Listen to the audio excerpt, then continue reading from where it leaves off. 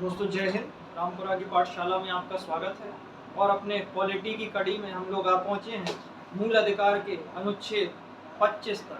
अनुच्छेद 25 से 28 धार्मिक स्वतंत्रता के अधिकारों से संबंधित है और इन सभी का ताल्लुक भारत में धार्मिक स्वतंत्रता से है। तो देर न करते हुए शुरू करते हैं अनुच्छेद 25। अनुच्छेद 25 क्या कहता है? धर्म के अबाध रूप से मानने और प्रचार प्रसार की स्वतंत्रता, अर्थात आप किसी भी धर्म को मान सकते हैं, आप पूर्ण रूप से स्वतंत्र हैं, उसके तौर तरीकों को अपना सकते हैं। इसके अलावा उसके प्रचार प्रसार के लिए भी आप पूर्ण रूप से स्वतंत्र हैं। इस पर किसी भी प्रकार की कोई मनाही नहीं है और इसी के अंतर्गत किसी भी धर्म को न मानने के लिए भी आप पूर्ण रूप से स्वतंत्र हैं। क्यों? क्योंकि आपको अंतःकरण की स्वतंत्रता मिली है। अगर आपका अंतःकरण इजाजत नहीं देता है कि आप किसी धर्म को माने, तो आप किसी धर्म को नहीं भी मान सकते हैं, उसमें कोई बुराई नहीं है। और भारत एक पंथ निरपेक्ष राज्य है, ये तो आप सभी जानते हैं, सर्वविदित है। दोस्तों, इसी अनुच्छेद में बताया गया है कि हिंदू धर्म के अंतर्गत बौद्ध, जैन और सिख भी शामिल हैं। तो अगर कभी पेपर में प्रश्न आ जाए कि हिंदू के अंतर्गत शामिल हैं, तो हिंदू, बौद्ध, जैन और सिख, ये चारों कम्युनिटीज ही आएंगी। हिंदू तो हो ही गया स्वयं, और बौद्ध, जैन और सिख, ठीक। इसके अलावा सिखों द्वारा कृपाण धारण करना और उसको लेकर चलना, दोनों ही चीज़ें अनुच्छेद 25 के अंतर्गत उसे स्वतंत्रता प्रदान की गई है। क्योंकि सिख धर्म के अंतर्गत कृपाण धारण करना एक बहुत ही महत्वपूर्ण अंग है उस धर्म का। सिखों के 5 ककार बताए गए हैं: कंगा, केश, कच्छा, कड़ा और कृपाण। ये 5 ककार हैं और इन पांचों को वो धारण करते हैं ताम्र जीवन भर। तो इसकी स्वतंत्रता भी अनुच्छेद 25 के अंतर्गत दी गई है। अनुच्छेद 26 पे आते हैं मित्रों। अनुच्छेद 26 कहता है कि धार्मिक कार्यों के प्रबंधन की स्वतंत्रता।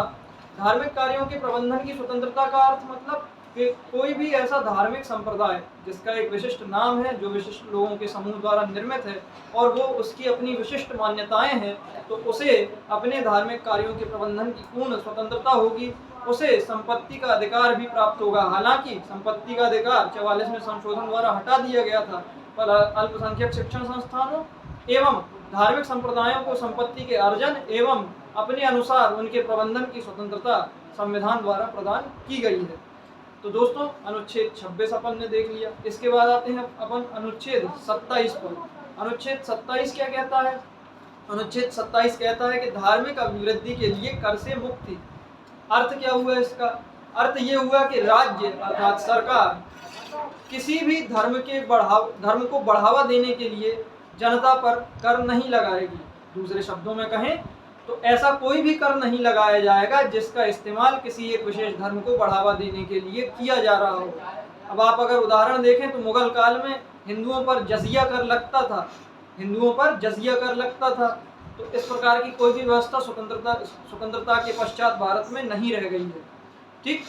इसके बाद अगर हम लोग देखें अनुच्छेद 27 में ये प्रश्न आपके सामने आ जाएगा कि फिर भैया जब किसी प्रकार का कर नहीं लगा सकते हैं तो ये धार्मिक आयोजन होते हैं, बड़े बड़े मेले लगेंगे, बड़े बड़े मंदिर हैं, वहाँ पर टिकट वगैरह लिए जाते हैं ट्रस्ट के द्वारा, वो पैसा क्या है फिर? तो मित्रों, वो पैसा एक शुल्क है, ना कि किसी प्रकार का कर है। और वह शुल्क वहाँ की व्यवस्था को सुचारू रूप से बनाए रखने के लिए लगाया जाता है। तो ये था अनुच्छेद 27। अब आते हैं अनुच्छेद 28 में। अनुच्छेद 28 क्या कहता है?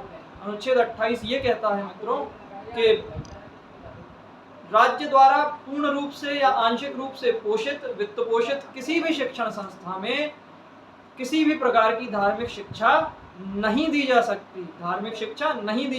अच्छा, प्राइवेट शिक्षण संस्थानों में धार्मिक शिक्षा दी तो जा सकती है, परंतु उसे कंपलसरी नहीं किया जा सकता। और जो अल्पसंख्यक शिक्षण संस्थान या धार्मिक शिक्षण संस्थाएं हैं, उनमें धार्मिक शिक्षा दी भी जा सकती है और उसे कंपलसरी भी किया जा सकता है। इसके अंतर्गत एक बहुत महत्वपूर्ण केस आया था जिसमें सुप्रीम कोर्ट ने निर्धारित किया कि गीता पढ़ाना किसी भी प्रकार की धार्मिक शिक्षा नहीं है। क्यों? क्योंकि गीता जीवन जीने की कला सिखाती है और ये किसी धर्म विशेष, हिंदू धर्म का अंग होते हुए भी यह एक तरीके की जीवन जीने की शैली, जीवन की प्रवीणता को निर्धारित करती है। तो दोस्तों, इसके अंतर्गत गीता की शिक्षा धार्मिक शिक्षा के अंतर्गत नहीं मानी गई थी। तो ये रहे आपके सामने अभी कंप्लीट हुए अनुच्छेद 25 से 28। मित्रों, आशा करता हूँ आपको समझ आया होगा। मिलते हैं अपने अगले वीडियो में मूल अधिकार के बचे हुए हिस्सों को लेकर। जय हिंद।